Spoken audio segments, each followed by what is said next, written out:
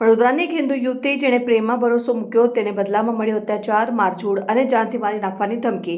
રિક્ષા ચાલક સલમાન પઠાણે આ યુવતીને 8 વર્ષ સુધી પોતાની પાસે રાખી લગ્ન કર્યા અને ત્યારબાદ તેના ઉપર અત્યાચાર ગુજારતો હોવાની ફરિયાદ પોલીસ ચોપડે નોંધાઈ। વડોદરાના બાપુત વિસ્તારમાં રહેતી એક હિન્દુ યુવતી માટે પ્રેમ આશીર્વાદ નહીં પણ શ્રાપ બની ગયો। શહેરના રિક્ષા ચાલક સલીમ ખાન પઠાણે યુવતીને પોતાની જાળમાં ફસાવી 8 વર્ષ સુધી સાથે રાખી હતી। કોર્ટ મેરેજ કર્યા બાદ સલમાને યુવતીના નિકાહ પઠાવ્યા અને એક સંતાન પણ જન્મ્યું, જે બાદ બંને વચ્ચે ખટરાક શરૂ થયો, જે અંગે યુવતીએ બાપુત પોલીસ મથકે સલમાન તેની સાથે માનસિક અને શારીરિક અત્યાચાર કરતો હોવાની ફરિયાદ નોંધાવતા પોલીસે કાર્યવાહી શરૂ કરી હતી અને આરોપી સલમાન પઠાણની ધરપકડ કરી કાયદેસરની કાર્યવાહી હાથ ધરી છે। સમગ્ર મામલે વડોદરા શહેર police DCP zone 4 N Macwan એ વિગતવાર માહિતી આપી હતી।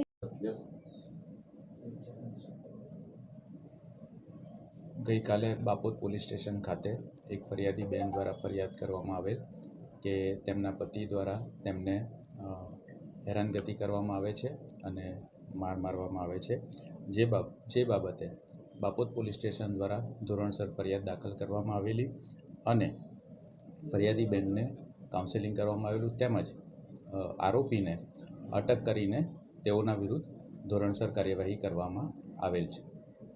કયા પ્રકારની કાર્યવાહી થઈ રહી છે સાહેબ? કારણ કે આ જ આરોપીએ અગાઉ યુવતીની માતા ઉપર હુમલો કરેલો, તેમ છતાં એને પોલીસ સ્ટેશનમાંથી જામીન આપી દેવામાં આવેલા।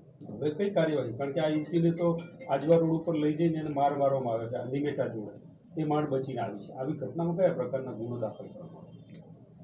અગાઉ જ્યારે આરોપીએ ફરિયાદી બેનના માતાને પણ અગાઉ મારેલ હતું, ત્યારે જે તે સમયે પણ એની ફરિયાદ દાખલ કરવામાં આવેલ અને આરોપીને અટક કરીને ધોરણસર કાર્યવાહી કરવામાં આવેલ।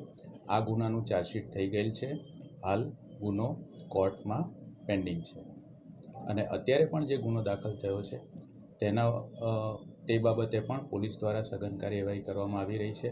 આરોપી અટક કરી દેવામાં આવેલ છે અને આગળની તપાસ કરીને કાર્યવાહી કરવામાં આવશે। તેમજ જે ભોગ બનનાર બેન છે એમનું સી ટીમ દ્વારા પણ કાઉન્સેલિંગ કરવામાં આવી રહ્યું છે।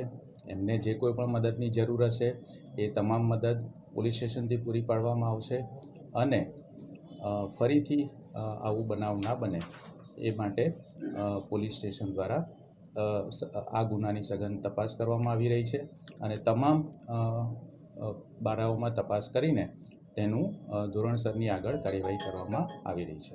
સર, લવ જેહાદનો મામલો આવી રહ્યો છે, કારણ કે યુવતી કહી રહી છે કે એનું નામ બદલવામાં આવ્યું, એને માંસ ખાવાનું કહેવામાં આવે છે।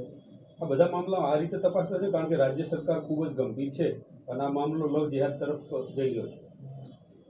અમારી પાસે જે ફરિયાદ આવી છે એમાં પતિ પત્ની વચ્ચેના ઝઘડાની અને પતિ દ્વારા પત્નીને શારીરિક માનસિક ત્રાસ આપવાની, હેરેસમેન્ટ આપવાની ફરિયાદ આવી છે અને જે ફરિયાદ આવી છે એ ફરિયાદ પોલીસે એ પ્રમાણે એને ધોરણસર ગુનો દાખલ કરીને આગળની કાર્યવાહી કરી રહ્યા છે। તેમ છતાં પણ જે કોઈ પણ આમાં આગળની એમની ફરિયાદ હશે અથવા તો કમ્પ્લેન હશે અથવા તો જે કોઈ પણ રજૂઆત હશે એ તમામ બાબતે પોલીસ દ્વારા સઘન કાર્યવાહી કરવામાં આવશે। જે યુવતી છે એમનું કેવું છે કે એમના પરિવારના જીવને જોખમ છે આ છોકરાના પરિવારથી। છોકરો જ્યારે પણ પોલીસ સ્ટેશનથી છૂટીને જાય છે ત્યાર પછી તેને મારી નાખવાની ધમકી આપે છે, તો એ બાબતે પોલીસ કઈ રીતે રક્ષણ કરશે યુવતી અને પરિવાર?